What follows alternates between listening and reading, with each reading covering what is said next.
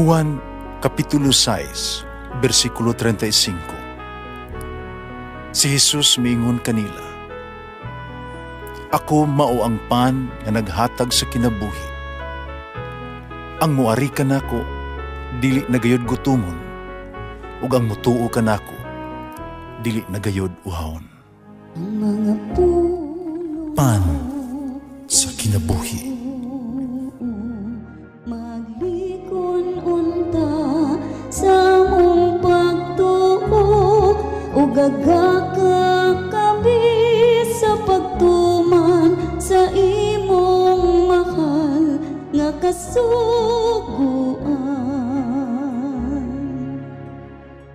Ang Ginoo manaa kaninyo. Santo sa Ebanghelyo sumala ni San Marcos.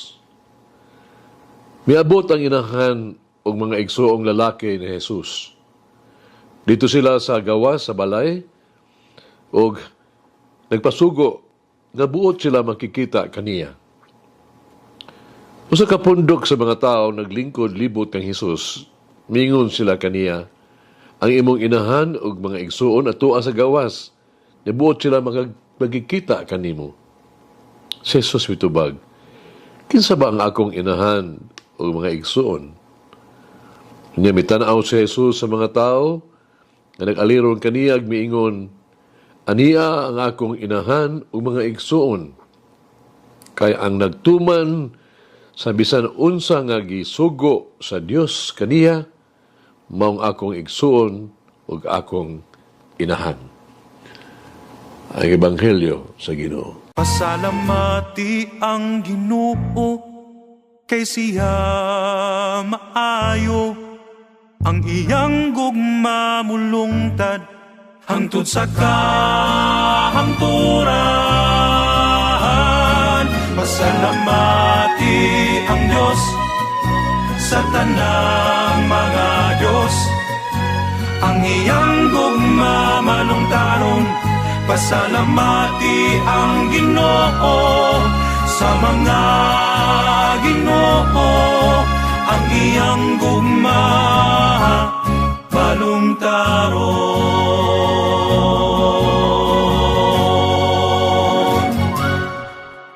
Buhatan ang kabubuton sa Dios. Dunay duha ka butang nagipatinaw dinhi sa Ebanghelyo. Una mahitungod sa pulong bang igsuon. Ang Hebrehanon o Aramaico, ang opisyal nga mga pinulungan ni adtong panahona, walay specific pulong alang sa pulong nga igagaw. Ang pulong nga igsuon sa Aramaic nga tradisyon nagpasabot nga mga paryente ni Jesus. O sa English, ang katumbas sa mga igsuon mao ang cousin ni Jesus. Sa Griego, ang pinulungan sa Biblia, ang pulong alang sa igagaw na ilhan o gihubad sa igsuon. Busa, wala tuyuan ni San Marcos kagamiton ang iyang tuyo ang pulong nga igsuon sa eksklusibo kaing diwa sama sa paggamit ni ini karon natong panahona. Brothers and sisters, ikaduha mao ang paghitungod sa tubag ni Jesus. Bisan kinsa puang paniyang nagbuhat sa kabubuton sa Dios, mao ang akong igsuon nga lalaki o babae o inahan. Jesus dinhi wala magsalikway sa iyang pamilya, ha? Dili siya tuwag way pamatasan, impolite. Wala niya iklimod kung kinsa ang iyang inahan o kinsa ang iyang mga paryente. Si Jesus wala maglimite sa iyang pamilya sa relasyon lamang diya sa dugo. Uban sa tubag ni Jesus, iya kining gipaabot aron kita maapil sa iyang pamilya, sa usap pagiya. Kung ato ang himuon nga kabuton sa Dios, nga atong kabubuton, ang iyang dalan, ang atong dalan nga pagasundon, pagalaktan, ng kita mga igsuon ni Jesus. Kung ato ang kuhaon ang pulong sa Dios, ingon nga atong kinabuhi, no? O ato ang sundon ang pulong sa Dios, nan ang atong kapanitihan o pamilyahan ng relasyon uban ni Jesus nagsugod na.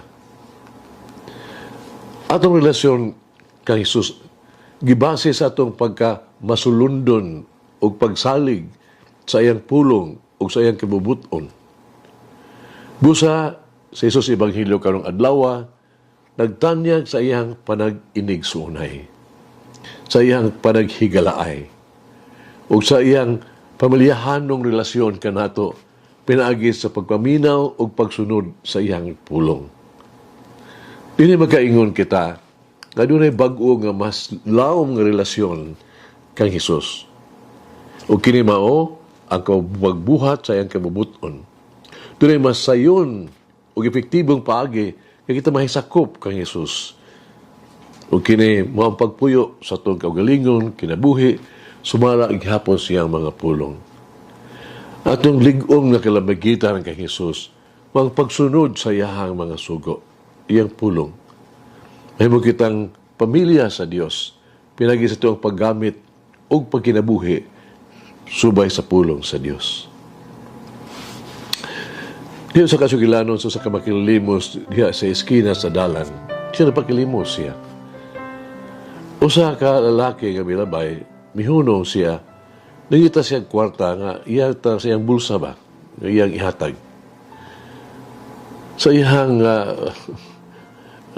kakurat, o nagmuyo siya, diskubrihan niya nga nakalimot siya sa pagbutang sa iyang pitaka sa iyang bulsa.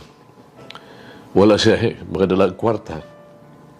Naluoy siya, nag-exulti makilimos, ningon kaniya, puong pa niya, ako igsuon, unta hatagan ko ikaw og kwarta, apan sa akong pagdali, kalimtan akong pitaka. Nagkasabot ang makilimos, natadog usab siya sa buhat, sa kaluoy sa tao. Pitubag siya, salamat lang, sir. Salamat kay ang pagtawag nimo kanako nga igsuon, igunan ang kaayo para kanako. Labi pa na sa kwarta o nga akong madawat. Nakuha ko ang gugma o pagtahod gikan kanimo. Igsuon, hagit sa kinabuhi. Unsa ang kabubuton sa Dios alang kanato o alang sa atong pamilya. Usa nato pagtuman kini sa tuang kinabuhi o sa tuang pamilya. Unsa ang mga butang o bisang mga tao nga makababag kanato sa pagtuman sa kabubuton sa Dios alang kanako o alang sa atong pamilya. Mag-ampo kita. Ako mahigugmaon balaan ng Diyos Hesus Kristo. Pabusahanon kong ibutang ubos sa imuhang panalipod o maumahon kaayo nga pag-atiman sa ko ang banay. Hupti sila kanunay og luwas og maayo nga panglawas. Hupti sila kanunay sa luwas gikan sa kadaot o aksidente, ibutang sila kanunay sa imong igugmaon, maluluyon nga pagbantay. Pausahanon kung mag-ampo alang kanila o akong balaan o Ginoong Hesus, na sila usab magtipig kanimo sa ilahang mga kasing-kasing o sa ilahang mga panimalay. Hinaot, na kanunay nilang tumanon ang imong kibubuton, tumana ang imuhang pulong ug mosunod sa imong dalan. Amen. Oh, may it guide me in my daily life to do the will of God. Mulangin ang Diyos magagahom sa tanan, Amahan, Anak, ug Espiritu Santo. Amen. May the Lord of the divine mercy bless us all, heal us from all diseases and suffering. Ayun unta niya kita, tanang mga sakit na sa lawas o sa kalag, body and soul. In the name of the Father, the Son, and of the Holy Spirit. Jesus, I trust in you. Amen. Whoever eats the bread of life will never hunger, says the Lord. Kay galaan inyong nabati ang pagpaambit ug hamubong pamalandong sa pulong sa Dios pinaagi sa tulumanon pan sa kinabuhi nga gidumala ni Monsignor Daddy Silva. Hangtod na usab sa sunod higayon, daghang salamat. The bread of life.